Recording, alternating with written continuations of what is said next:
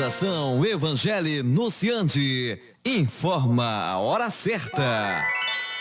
12:00. Alvorada, a voz que a Amazônia escuta. Está no ar. Jornal da Amazônia.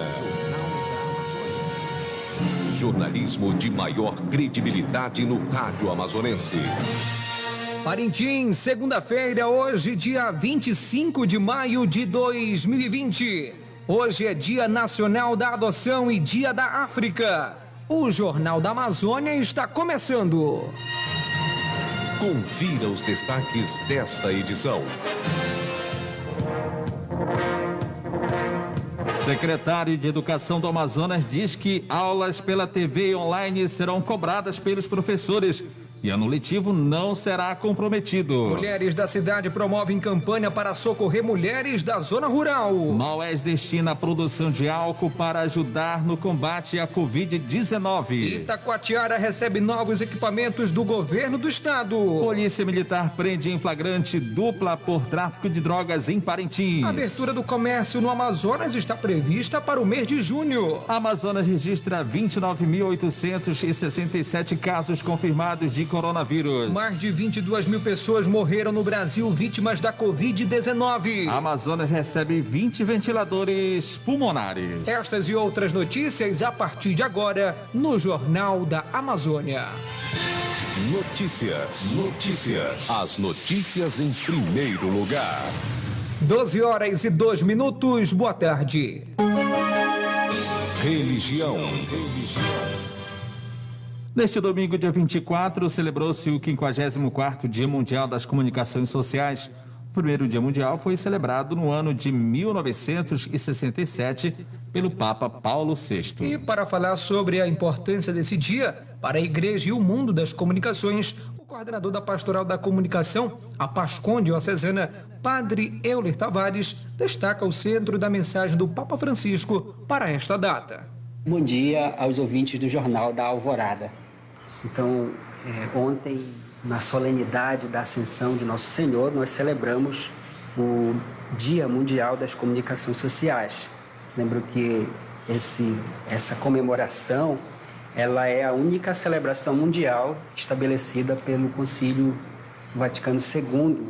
E o objetivo do Dia Mundial das Comunicações é chamar a atenção para o vasto e complexo fenômeno dos modernos meios de comunicação social existentes nos dias atuais. E o primeiro Papa, né, que teve a honra de comemorar o primeiro Dia Mundial das Comunicações foi o Papa Paulo VI, no ano de 1967. E todos os anos, os papas, desde então, publicam uma mensagem sempre no dia 24 de janeiro, onde nós celebramos a São Francisco de Sales, que é o patrono, né, dos comunicadores.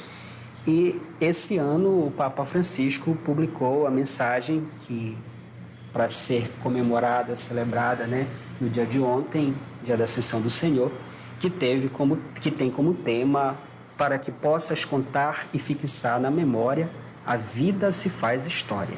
Então o Papa dedicou esse ano o tema do 54º Dia Mundial das Comunicações para o tema da narração. E o Papa mesmo, na sua mensagem, bem no começo, já nos diz que nós precisamos respirar a verdade das histórias boas, das histórias que edifiquem e não as histórias que destroem. História que ajudem a reencontrar as raízes e a força para prosseguirmos juntos. O Papa Francisco diz que diante da confusão das vozes e mensagens que estão aí nos rodeando, né, os famosos fake news, nós temos a necessidade de uma narração humana que nos fale de nós mesmos e da beleza que nos habita, né? Precisamos, diz o Papa Francisco, de uma narração que saiba olhar o mundo e os acontecimentos com ternura. Dentro desse cenário das comunicações está a Rádio Alvorada de Parintins, como destaca o presidente da Fundação Evangelho Nunciante, Padre Arilton Cascais. Como presidente da Fundação Evangelho Anunciante, venho falar da importância que tem para nós o sistema Alvorada de comunicação, que sempre com muito esforço e dedicação procura ser um instrumento que divulga a verdade e tenta ser para o nosso povo confiável. Numa época onde se divulga as falsas verdades com tanta insistência, queremos ser propagadores da verdade e da paz. Que o bondoso Deus abençoe o trabalho de todos os que diariamente se dedicam a notificar o que é verdadeiro. E meu muito obrigado e dedicação a todos os que fazem este grande serviço à nossa população. Na Igreja Católica em todo o mundo, são inúmeras as iniciativas promovidas por conferências episcopais, dioceses, paróquias e congregações religiosas, movimentos eclesiais, iniciativas individuais de leigos e famílias em favor de pessoas atingidas direta ou indiretamente pela pandemia do Covid-19. O Papa Francisco doou R$10 mil para a Arquidiocese de Belém para ajudar famílias carentes impactadas pela pandemia. A doação do Santo Padre foi recebida pelo arcebispo de Belém com muita alegria. A ajuda do Santo Padre será destinada às ações que estão sendo desenvolvidas pela Caritas Arquidiocesana. Em Parintins, 12h06. Educação.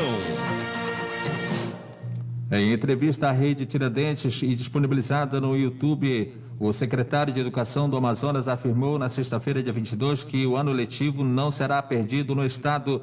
A justificativa do secretário Luiz Fabiano Pereira Barbosa é de que o Amazonas está à frente dos outros estados por meio da tecnologia. Mas quanto à volta às aulas, o secretário da SEDUC disse que ainda não tem previsão para o reinício das aulas na rede pública de ensino. O secretário afirmou que as aulas seguem no sistema eletrônico com aulas pela TV. Então, veja, quando chegou essa situação, quando nós nos deparamos com essa situação de pandemia, nós precisávamos de uma solução e nós já tínhamos meio caminho andado. Nós adaptamos essas aulas para serem transmitidas pela TV. Então, acho que o grande diferencial do nosso programa é que a gente tem a TV aberta e a TV Encontro das Águas, que é a TV pública do Estado, conseguiu disponibilizar 4 canais para que a gente pudesse fazer a transmissão. Então, o fato de a gente estar transmitindo na TV aberta, garante o maior número de acessos e garante também que todos tenham acesso. Ou seja, os dados nos indicam que 97% de todas as casas no nosso estado têm televisão. Então, a televisão seria um equipamento mais democrático, de maior acesso, de acesso ampliado para a gente divulgar as aulas. Segundo o secretário da SEDUC, os professores estão em atividades e acompanhando os alunos. A gente não tem como fazer essa verificação imediata, porque a televisão não nos permite fazer esse controle, né? Mas os nossos professores, eles não estão de férias. Os nossos professores, os 30 mil professores do Estado, estão em home office e eles estão trabalhando dedicados ao programa Aula em Casa. Então, assim, eles têm algumas funções. Dentre as suas funções está, primeiro, engajar os seus alunos a assistirem diariamente às aulas. 2, segundo, acompanhar as aulas. Terceiro, fazer o acompanhamento da frequência dos alunos, e ele faz esse acompanhamento por meio de e-mail, telefonemas, aplicativos de celular. No início do programa, quando tudo era novidade, era muito mais fácil fazer esse engajamento. Então, nós chegamos a ter dias que nós tínhamos 90% de frequência dos alunos, o que é um índice altíssimo, porque nem nas aulas presenciais a gente costuma ter índice de 90% de frequência dos alunos. Com o passar do tempo, esse índice foi caindo e hoje a gente tem aí um índice diário de frequência que gira em torno de 70% a 80%, e o nosso trabalho tem sido realmente fazer busca ativa. Mas esse trabalho não é um trabalho diferente daquele que a SEDUC normalmente faz quando a gente tem aulas presenciais. A gente identifica alunos que estão em situação de abandono e a gente faz busca ativa desses alunos. Luiz Fabiano responsabiliza ainda os pais no processo da educação dos filhos com as aulas em casa, por meio da TV ou internet, pois os filhos serão cobrados quando do retorno às salas de aula. Agora, o assunto que você tocou é de suma importância, a participação dos pais. Os filhos estão em casa, os pais também, em sua maioria, estão em casa, e os pais precisam realmente engajar os filhos no interesse por assistir essas aulas e entender que isso não é brincadeira, que o conteúdo está sendo ministrado e que esse conteúdo vai ser cobrado quando os alunos voltarem, porque quando os alunos voltarem, eles vão ser submetidos a avaliações com base nesse conteúdo, e essas aulas, essas horas de aula vão ser validadas efetivamente como parte do programa e do ano letivo de 2020. O que nós fizemos foi o seguinte: primeiro a gente fez uma grande adequação dos currículos, tanto do ensino médio quanto do ensino fundamental, para que os conteúdos fossem todos equalizados. Feito isso, nós estabelecemos um ponto de partida no conteúdo, ou seja, a partir daqui a gente vai trabalhar nas aulas não presenciais. Os professores fazem um acompanhamento, os professores tiram as dúvidas dos alunos, porque veja bem, a gente tem um arcabouço de atividades. Então, o aluno assiste a aula pela televisão, ele também pode assistir a aula pela internet, se ele quiser, se ele tiver disponível. Se ele não quiser assistir ao vivo, quiser assistir num outro momento, ele pode assistir pela internet. Ele pode assistir também por um aplicativo que a gente tem disponibilizado, humano, exatamente. Além de assistir a aula, ele também, pelo aplicativo, pode entrar em um canal de chat com professores especialistas para tirar dúvida. Então, enquanto a aula está acontecendo, os professores especialistas estão lá no aplicativo tirando dúvidas dos alunos. As palavras do secretário de Educação do Estado do Amazonas levou o professor e pai de aluno Eliseu Souza a manifestar sua indignação com as palavras do secretário. Ao ouvir a entrevista do secretário estadual de Educação, a primeira sensação que eu tive, sinceramente, foi tentar entender em que lugar do planeta o secretário está. Porque no Amazonas não é essa realidade. Ela é muito diversa, ela não está presente aqui no nosso estado do Amazonas. Talvez um pouco na capital, mas para cá não, né? E aí eu diria que é preciso conhecer a realidade do interior do estado. Eu acho que a SEDUC como um todo, ela não conhece essa realidade, problemas de internet, o problema da falta de uma estrutura mesmo para que as escolas elas possam acompanhar os estudantes em suas atividades. Basta nós lembrarmos que a alimentação que foi prometida para os estudantes da rede estadual, estas até hoje não chegaram. Então, para a gente entender toda essa dinâmica da SEDUC no estado do Amazonas. Para o professor, o ano letivo no Amazonas está sim comprometido. Quanto ao calendário letivo de 2020, ele está comprometido. Não adianta nós acharmos que vamos desenvolver essas atividades via WhatsApp, via YouTube, que ele está valendo, porque ele não está. É uma loucura achar que as atividades propostas pela SEDUC, elas valem como aulas para compor o calendário de 2020. Eu acho que a gente precisa ter muito claro isso, né? Nem todo mundo está participando. E o mais importante é a questão desse retorno para os professores, para as escolas, né? Então, na própria fala do secretário, as escolas, elas não sabem quem, ao certo, está acompanhando as aulas. Dizer que a SEDUC conseguiu verificar 90% de frequência sem ter como identificar é o mesmo que dizer que os bois, Caprichoso e Garantido, eles estão fazendo os ensaios nos currais para a festa de junho de 2020. É a mesma coisa. O Ministério da Educação prorrogou as inscrições para o Exame Nacional do Ensino Médio até a próxima quarta-feira, dia 27 de maio. Na rede estadual, a Secretaria de Estado de Educação e Desporto alerta os mais de 66 mil estudantes matriculados na terceira série do ensino médio para as novas datas. Alunos da rede pública de ensino não precisam pagar a taxa de inscrição. As inscrições podem ser realizadas no site do enem.inep.gov.br. Em Parintins, hora certa, 12h14. Estamos apresentando Jornal da Amazônia. Os acontecimentos da cidade. O Grupo União de Mulheres de Parintins promove a segunda edição da campanha de solidariedade neste tempo de pandemia.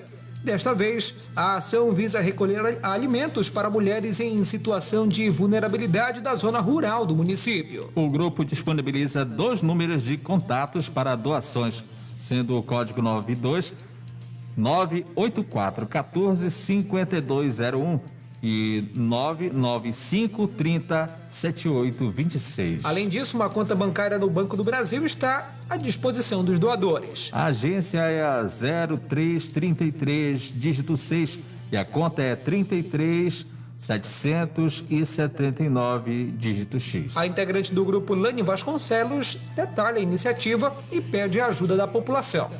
Ultimamente nós estamos com a nossa campanha, que é a arrecadação de alimentos para pessoas em situações vulneráveis, principalmente em relação à pandemia. Escolhemos o interior, o Bom Socorro do Zeaçu, já que são interiores que dependem da cidade. A arrecadação está feita por várias maneiras, por conta, poupança, e também pode ser entregue nas residências, no caso de cada integrante do grupo, e também pela ligação por telefone. No caso, telefona e a gente vai lá buscar tal arrecadação. Então, estamos contando com vocês, tá? Precisamos da ajuda de vocês. Quem puder doar, será muito útil, porque há pessoas que realmente necessitam e não tem de onde tirar nada. Então, quem puder ajudar, tá? O que também é preciso para a cesta básica é arroz, feijão, latados, café, são coisas básicas que realmente as pessoas necessitam. Então, quem puder ajudar, por favor, será de grande ajuda. O projeto Manejo de Quelônios da comunidade do Macurani realizou no último sábado, dia 23, a soltura de aproximadamente 140 filhotes. A ação ocorreu na região conhecida como Cabeceira do Eli e contou com um número reduzido de pessoas por conta da pandemia da Covid-19. O ativista Ordilei Souza, responsável pelo projeto na comunidade, destaca a realização dessa ação e quais os objetivos do grupo de conservação.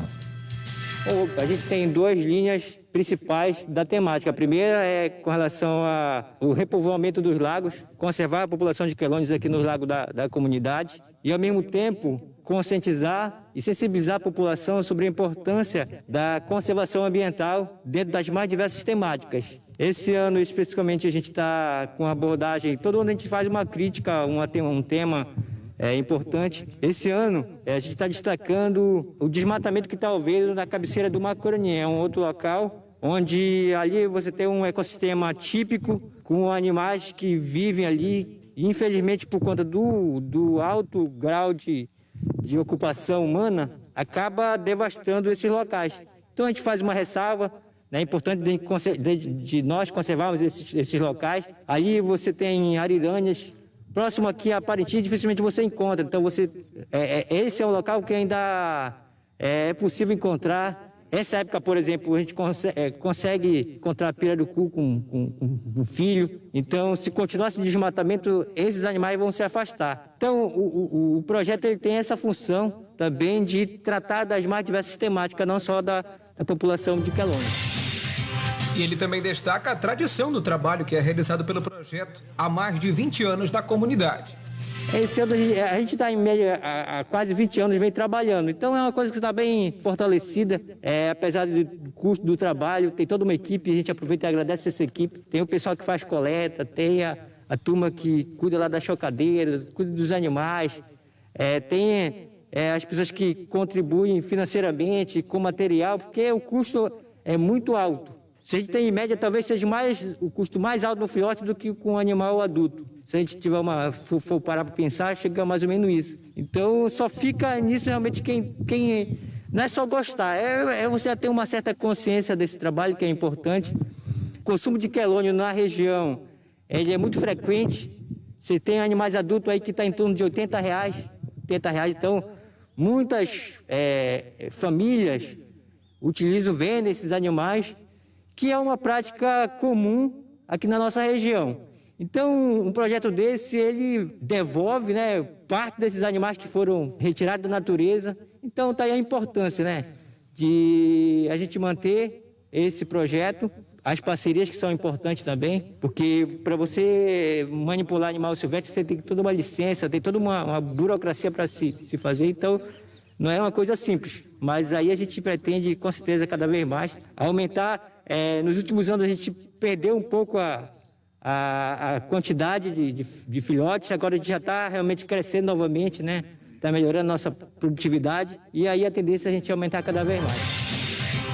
As ações de combate ao novo coronavírus no interior do Amazonas registram iniciativas de destaque, a exemplo da usina São João, localizada em Maués, que, além de outros produtos, tem o álcool em seu portfólio. Nos últimos meses, a empresa destinou todo o seu estoque de álcool, 70%, para atendimento das necessidades na sede de Maués e comunidades do interior, atuando em parceria com o governo do estado e a prefeitura local no combate à pandemia. A empresa participa também do programa de regionalização da merenda escolar, fornecendo açúcar mascavo, rapadura e mel de cana. O governo do estado entregou no sábado, dia 23 de maio, 3 respiradores e um desfibrilador ao Hospital José Mendes, em Itacoatiara. O município passou a contar com 8 respiradores para atender pacientes com o novo coronavírus. A Suzano também disponibilizou um técnico para treinar os profissionais de saúde do hospital quanto ao uso dos equipamentos. Dificuldade em seguir os horários anteriores da rotina, confusão nos horários definidos anteriormente para dormir e acordar,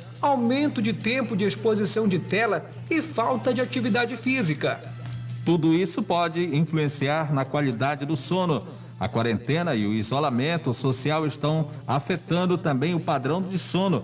Quem alerta é a especialista em psicologia do sono, Mônica Rocha. Estudos mostraram que pessoas que dormem menos horas têm níveis mais altos de ansiedade, além de irritabilidade durante o dia. Além disso, é preciso diminuir a leitura de notícias ruins, tentar manter a regularidade da rotina, ler notícias na parte da manhã e diminuir o consumo de bebida alcoólica. Na tarde deste domingo, dia 24, policiais militares do 11º Batalhão prenderam em flagrante os nacionais de iniciais LCS de 24 anos, WSN de 22 anos, ambos pelo crime de tráfico de drogas. O fato ocorreu na Avenida Paraíba, proximidade da igreja ou da primeira igreja Batista, área central do município de Parintins. Segundo os policiais da viatura prefixo 0628, a guarnição realizava patrulhamento ostensivo quando avistou 2 meliantes em atitude suspeita e imediatamente a equipe realizou a abordagem dos suspeitos. O Instituto Estadual de Defesa do Consumidor, o PROCON Amazonas, autuou 11 faculdades particulares de Manaus por irregularidades no ensino à distância durante a pandemia da Covid-19. Uma das instituições foi multada em R$800 mil por má prestação de serviço.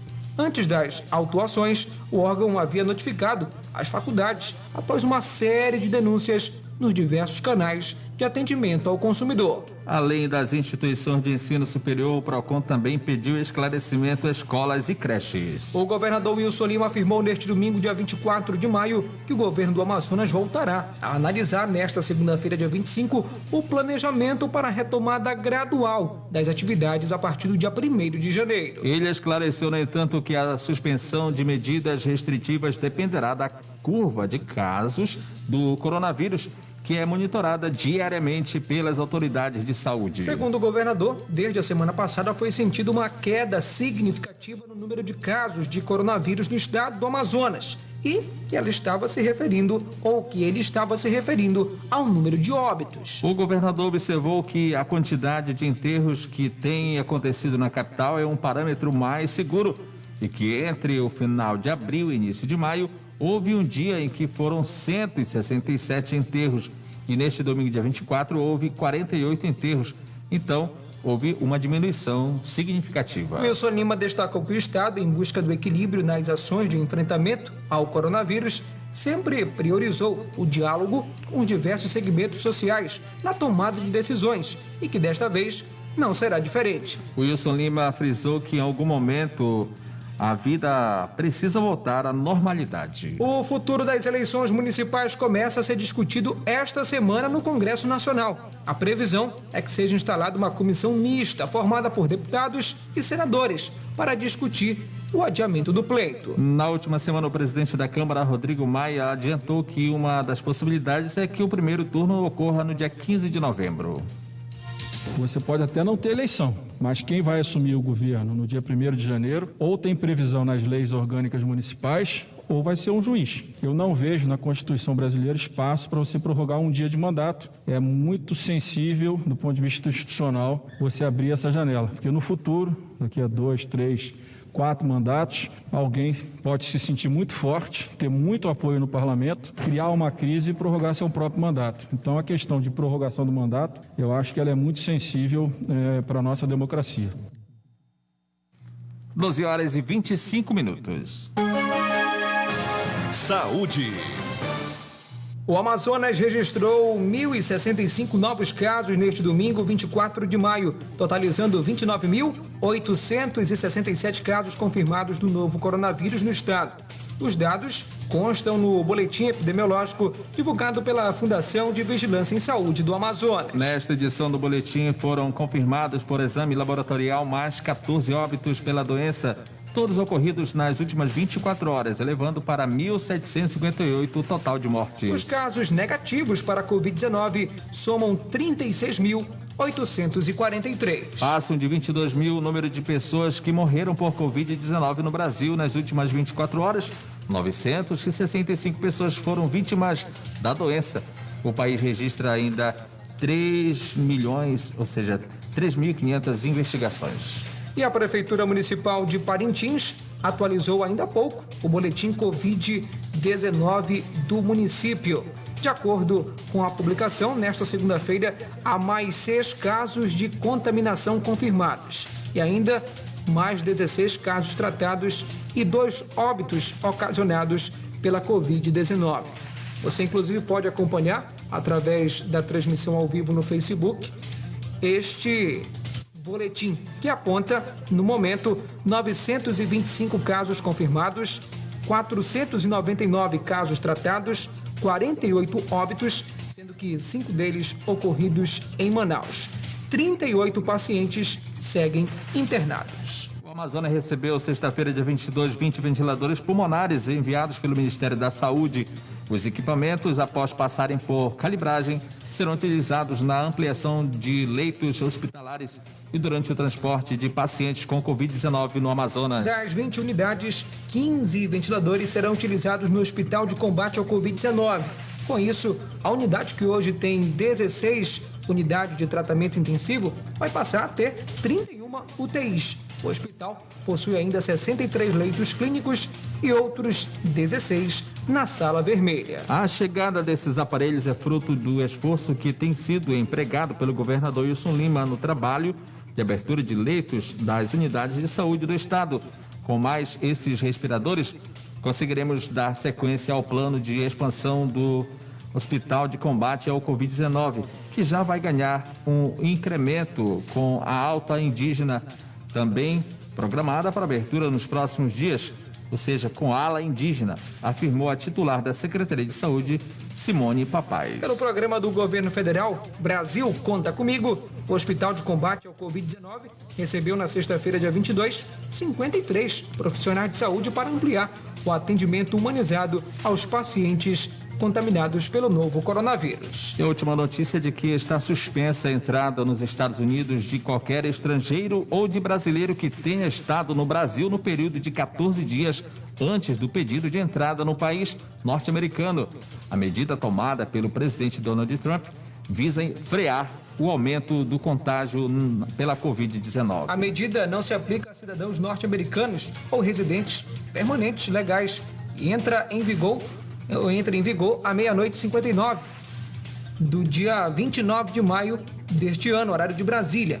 A proclamação presidencial também não se aplica à pessoa a bordo de voos programados a chegar nos Estados Unidos que tenham partido antes desse horário do dia 29 de maio. Atualmente, o Brasil está em segundo lugar no número de casos confirmados da Covid-19, perdendo justamente para os Estados Unidos. Na cidade, hora certa, 12 horas e 30 minutos. Jornal da Amazônia. Jornal da Amazônia. Muito bem, chegamos ao final desta edição do Jornal da Amazônia, uma produção e realização do Departamento de Jornalismo do Sistema Alvorada de Comunicação, emissora da Fundação Evangelho Anunciante. Mesa de áudio, Lian Cavalcante. Transmissores, Didi Duarte. Reportagens, Ednilson Maciel, Marcos Felipe e Neucelino Santarém. Direção executiva, Padre Carlos Caridade. Coordenação de programação, Luceli Monteiro. A edição para Ednilson Maciel. Na apresentação de Marcos Felipe e Ednilson Maciel. O Jornal da Amazônia é transmitido pelas emissoras de rádio do Sistema Alvorada de Comunicação, AM, FM e Rádio Online. O Jornal da Amazônia volta amanhã, ao meio-dia. Alvorada, 52 anos, missão de informar, educar e evangelizar. Na sequência da programação, você fica com a catequese da Diocese de Parintins. Para você, uma boa tarde. Uma boa semana. De segunda a sexta, aqui na sua Rádio Alvorada, você ouve Jornal da Amazônia. As principais notícias de sua cidade, do seu estado e do Brasil, você ouve aqui. Jornal da Amazônia, de segunda a sexta, às 12 horas.